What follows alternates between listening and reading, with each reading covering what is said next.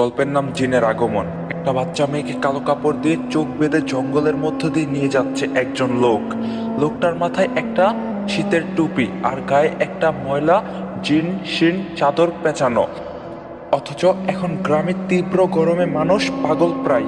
বাচ্চা মেয়েটা মন্ত্রমুগ্ধর মতো তার সাথে হেঁটে যাচ্ছে। মনে হচ্ছে যেন মেয়েটাকে কিছু একটা বশ করে রেখেছে। মেয়েটার বয়স আনুমানিক 7 থেকে 8 বছর হবে। হাঁটতে হাঁটতে লোকটা মেয়েটাকে নিয়ে জঙ্গলের অনেক গভীরে একটা পরিত্যক্ত গ্রামের মাঝে চলে আসলো। এখানকার বাড়িগুলো ছনের তৈরি, অনেক পুরনো। মানুষগুলো খুব অদ্ভুত এবং ভয়ঙ্কর। সবার চেহারার মাঝে একটা হিংস্র মনোভাব লক্ষ্য করা যায়।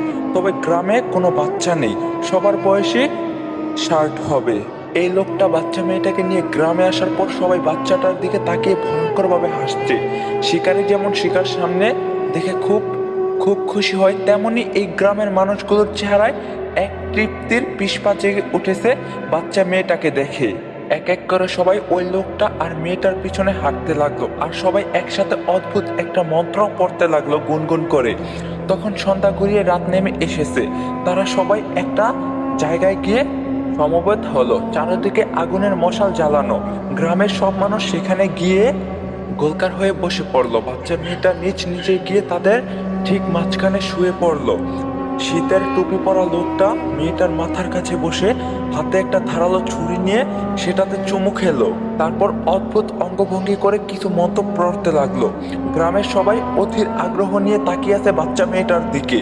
ওই লোকটা মন্ত্র পড়া শেষে মেয়েটার চোখ থেকে কালো কাপড়টা খুলে দিল। এবার মেয়েটা প্রচন্ড ভয় পেয়ে চিৎকার করে সেখান থেকে উঠে যেতে চাইলো, কিন্তু চারজন এসে মেয়েটাকে শক্ত করে ধরে আবার সেখানে শুইয়ে দিল। মেয়েটা কান্না করতে করতে বলল, আমি আমার মায়ের কাছে যাব, আমার খুব ভয় করছে। আপনারা কারা? সেখানে থাকা সবাই অট্টহাসিতে মেতে উঠল। মেয়েটার কাকুতি মিনতি যেন তাদেরকে এক পৌচাসিক আনন্দ দিচ্ছে। হঠাৎ ওই লোকটা ছুরি দিয়ে মেয়েটার গলা কেটে ফেললো। সাথে সাথে সবাই চুপ হয়ে গেল। মেয়েটার কাকুতি মিনতি বন্ধ হয়ে গেল এক নিমেষেই। একটা বৃদ্ধা লোক এগিয়ে এসে হাত পাতলো সামনে। শীতের টুপি পরা লোকটা মেয়েটার দেহ থেকে মাথাটা আলাদা করে বৃদ্ধ লোকটার হাতে তুলে দিল। বৃদ্ধ কাটা মাথা নিয়ে হাঁটতে হাঁটতে একটা পরিত্যক্ত কুঁড়ে ঘরের সামনে নিয়ে রাখলো। কিছুক্ষণ পর আচমকা এক ভয়ঙ্কর রূপী বৃদ্ধা মহিলা কুঁড়ে ঘর থেকে বের হয়ে মাথাটা নিয়ে আবার ঘরের ভিতর ঢুকে গেল। একটা ভয়ঙ্কর স্বপ্ন থেকে ধরফর করে ঘুম থেকে উঠে গেলাম।